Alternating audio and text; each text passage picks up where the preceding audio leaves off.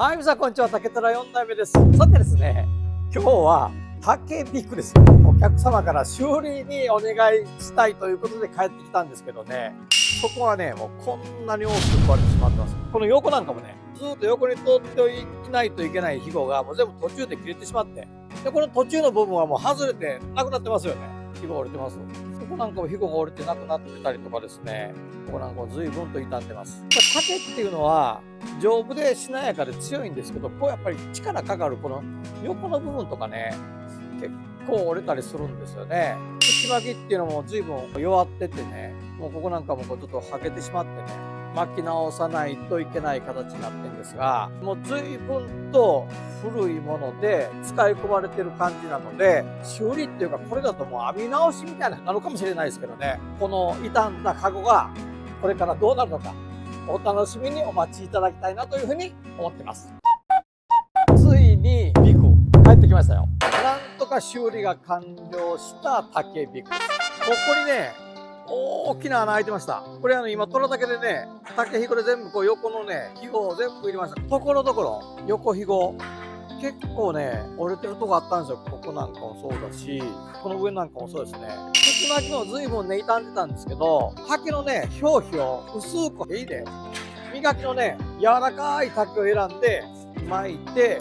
一番壊れてた問題の底網、じゃん、これ見てください。底部分が壊れて大きな穴開いてましたもんね。さすが職人の腕ですね。もうこんなに綺麗になりました。この横の力だけ、力の U の字でずーっとこう来た力だけ、これは工作してですね、非常に堅牢な作りになったんじゃないかなと見えますかね。うちが側面の白く見えるところ、外部分の白くなってるところ、ここがね全部修理したところですから、もう修理に次ぐ修理で復活した竹火です。もともとは真竹でやってたんで結構白っぽいタコだったのが、使ってるうちに深い色味がついて渋い感じの色合いになってるんですが、その竹ひごの色とこの虎竹のひごがねうま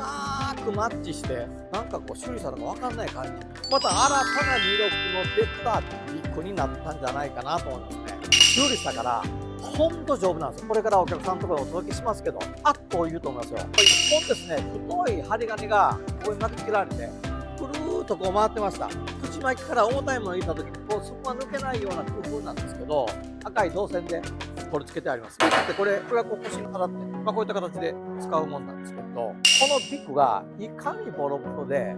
壊れてたかっていうのをね、皆さんよーくねご覧になってたと思います。新品とまでは言わないんですけど、またこれからね、お客様が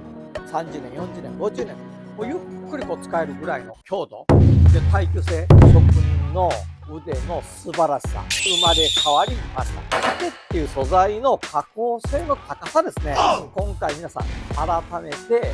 実感いただきたいんじゃないかなというふうに思ってます。ノバクのライ最後まで動画をご覧いただいてありがとうございます。グッドボタン、チャンネル登録よろしくお願いいたします。